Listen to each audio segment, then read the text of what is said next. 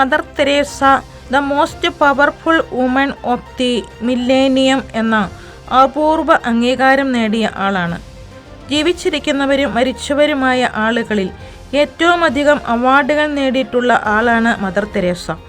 ദാസരുടെ ദാസിയാകാൻ തീരുമാനിച്ചുറച്ച ഇവരെ ഒട്ടുമിക്ക യൂണിവേഴ്സിറ്റികളും ആദരിച്ചിട്ടുണ്ട്. മദർ തെരേസയ്ക്ക് കിട്ടിയ അവാർഡുകളും പതക്കങ്ങളും ഒരു മുറി മുഴുവൻ കുത്തി നിറഞ്ഞ് കിടക്കുകയാണെന്ന് നവീദ് ചൗള സാക്ഷ്യപ്പെടുത്തുന്നുണ്ട്. കനിവിൻ്റെ മാലാഖ എന്നറിയപ്പെട്ടിരുന്ന മദർ തെരേസ മരിക്കുമ്പോൾ 90 രാജ്യങ്ങളിലായി 4500 ഉപവി സഹോദരിമാരെ അവർ വാർത്തെടുത്തിരുന്നു. 123 രാജ്യങ്ങൾ അവർ സന്ദർശിച്ചിട്ടുണ്ട്. 123 രാജ്യങ്ങളിലും മിഷൻ സെൻ്ററുകൾ സ്ഥാപിച്ചു.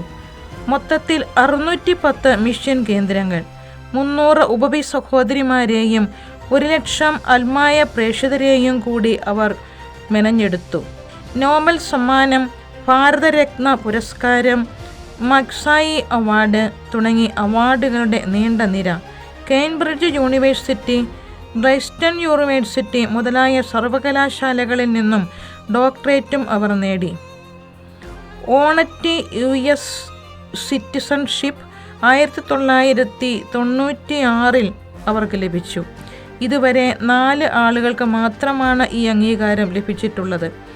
ഏറ്റവും വലിയ അംഗീകാരം അവർക്ക് ലഭിച്ചത് 2003 ഒക്ടോബർ 19 ആണ്.